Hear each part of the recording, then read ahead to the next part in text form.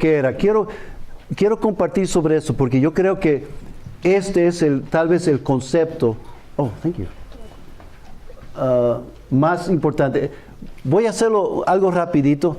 No tengo las notas aquí, pero lo que voy a hacer es, esas notas ya están en esa presentación de PowerPoint en nuestra página web educadorescristianos.com. Ahí ponemos recursos de diferentes lugares. No lo hemos trabajado tanto como quisiéramos, pero hay diferentes presentaciones, temas, estudios. Y yo lo coloqué ahí. Es algo que Dios me dio, así que no puedo cobrar por esto. ¿Se puede ver de allá o no? Está un poco lejitos, ¿no? Educadorescristianos.com. Sí. No. Is it com? Yeah. Or G. I think it's com. Es com. So, can you read this? ¿Lo pueden ver? Ok. Ese es un modelo que yo necesito paradigmas cuando yo hago estudios. ¿Sabe lo que es un paradigma? Son diferentes modelos. Algunos trabajan con círculos, otros con cuadros. Yo hice ese cuadro para ayudarme a mí a entender los conceptos básicos doctrinales y de discipulados. En 40 minutos yo les voy a dar eso y yo creo que les va a fascinar. Algún día voy a escribir un libro sobre esto. Después de los otros 2 libros. No, ¿recuerdan la historia del niño, de la maestra cuántos quieren ir al cielo? ¿Cuántos? Yo creo que esa es la meta de todos nosotros. Y hacemos eso entre menos pecados cometemos, o entre más perdón perdimos, o entre más santos, más fiel diezmamos, más cierto que vamos a llegar al cielo, ¿verdad? Parte del problema en lo que nosotros llamamos discipulado es que no es discipulado, es membresía. Damos clases de membresía, no clases de discipulado, porque en realidad muy pocos entendemos lo que es discipulado. Discipulado, pensamos en la persona que viene siempre a la iglesia, que evangeliza, que diezma, que ora, que ayuna. Esas son cosas que el cristiano hace, pero eso no es discipulado. ¿Cuál es nuestra meta? ¿Cuál era la meta de Cristo? ¿Hacer discípulos? Ok, esa es nuestra meta, hacer discípulos. ¿Cómo lo hacemos? En el Antiguo Testamento, la meta para los israelitas era llegar a la tierra prometida, ¿verdad? ¿Esa era la meta de Dios, llevar a los israelitas a la tierra prometida? I don't know, maybe, tal vez. Pero si la meta era si la meta era la tierra prometida, ¿por qué esperó 400 años para sacarlo de Egipto? Si la meta era llevarlos a la tierra prometida, ¿por qué ninguno llegaron? Solamente Josué y Caleb y los que nacieron en el camino. La tierra prometida, ¿is that our goal? I don't know. ¿Es el cielo nuestra meta? I don't know. Cuando en el Padre Nuestro, Thy kingdom come, Thy will be done on earth as it is in heaven. Yo creo que nuestra meta es vivir la mejor vida que podamos para Cristo aquí en la tierra. El cielo es el resultado, pero no es nuestra meta. That shouldn't be our goal. Déjame mostrarle por qué yo digo esto. A ver si esto funciona. Es que yo siempre hago esto, apunto a la pantalla cuando debo de apuntar. Yeah. En Hebreos, yo voy a ir bien rápido con eso, pero recuerda que esas notas lo pueden bajar y si no tienen cómo bajarlo, me escriben y yo se los mando por correo electrónico. En Hebreos dice, después de tanto tiempo, deben ser maestros. Todos deben ser maestros. ¿Pero qué? No pueden. ¿Por qué? Porque no han superado los rudimentos de la fe. Hay que enseñarles lo básico otra vez. Y muchos nunca aprendieron lo básico. Yo me puse a estudiar el libro de Hechos. ¿Qué era lo esencial? ¿Qué era lo que enseñaban en la iglesia primitiva? Era muy sencillo. Arrepentidos y bautizados. Arrepentidos y bautizados. ¿Y cuál era el resultado? comunión. Entonces yo saqué esa fórmula, el ABC del Evangelio. El ABC, arrepentimiento, bautismo y comunión. Quiero hablar rápidamente sobre esos tres conceptos. Arrepentimiento, toda enseñanza debe resultar en un cambio. Arrepentimiento es un cambio en su manera de pensar. Bautismo es un cambio en mi identidad. Comunión es un cambio en cómo me relaciono con otros. Recuerda, when we get to heaven, cómo te llevaste con tu vecino. La palabra arrepentimiento,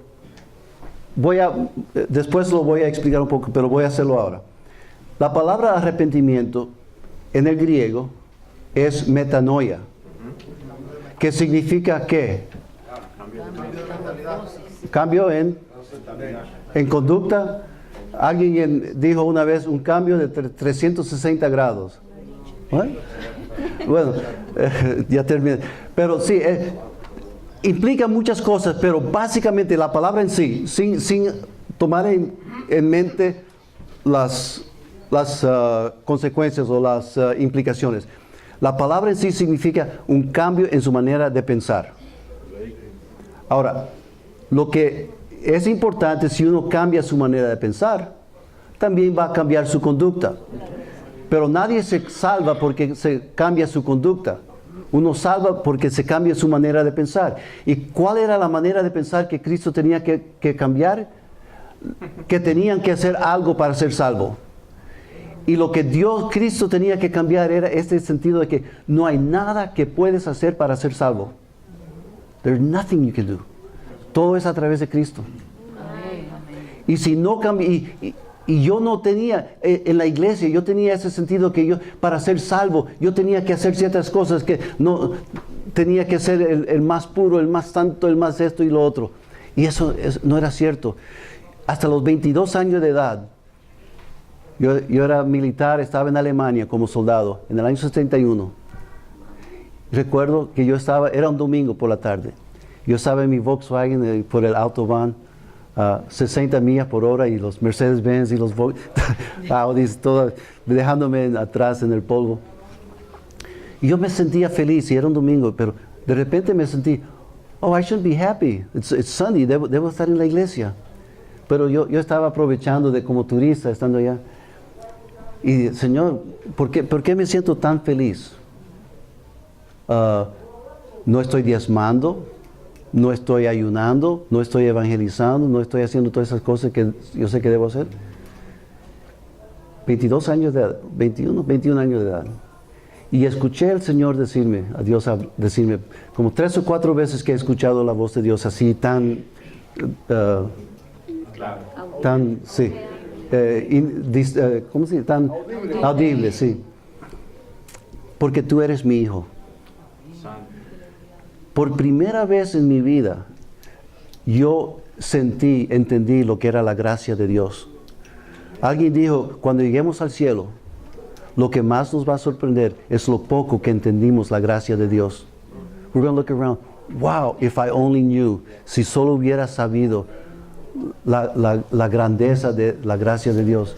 Well, estos cambios over here. Salvación. Eso es básico. Salvación es Cristo viene por nosotros. No hay nada que podemos hacer. Bueno, hay muchos versículos aquí. Ustedes se los conocen todos.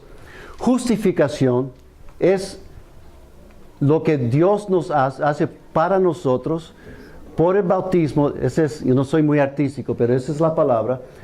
Nos justifica y nos lleva del mundo del pecado a los lugares celestiales. Efesios. Fueron marcados en Él con el sello cuando oyeron el mensaje y creyeron en el Espíritu Santo prometido. ¿Ve? Las promesas del Señor. Efesios. Y nos hemos sentado a la derecha en regiones celestiales. Es decir, por medio de justificación ya somos perfectos, ya somos santos, pero todavía no. Efesios. Él la purificó lavándola con agua mediante la palabra. Aquí no está hablando de la Biblia, está hablando del concepto que se presenta en la Biblia. Porque Imagine que la Biblia no existía. Cuando eso se escribió, la Biblia como existe no existía. Entonces no puede estar hablando de la palabra. Está hablando la palabra que es Cristo, que es todo el concepto de la Trinidad, todo el concepto de Godhead, de la, ¿cómo se dice? De la Trinidad. Hemos sido justificados. Ya no hay nada que podemos hacer. Fuimos reconciliados. No hay nada que podemos hacer. Y si no cambiamos nuestra mente en ese sentido, no podemos avanzar más. Porque los rudimentos de la fe, en Hechos, en Hebreos dice, no pueden enseñar, no pueden tomar comer de la carne, porque todavía no han podido terminar con la leche. Y esa es la leche. La leche es lo básico. Ahí es donde se comienza. Ok, aquí, en Colosenses. Ese pasaje aquí podría ser el texto clave para todo maestro, el texto que todo maestro debe de tener como su texto, su versículo. A estos Dios se propuso, hablando de aquí de los santos. Mira la palabra santos aquí. En ningún lugar en la Biblia habla de un individuo como santos.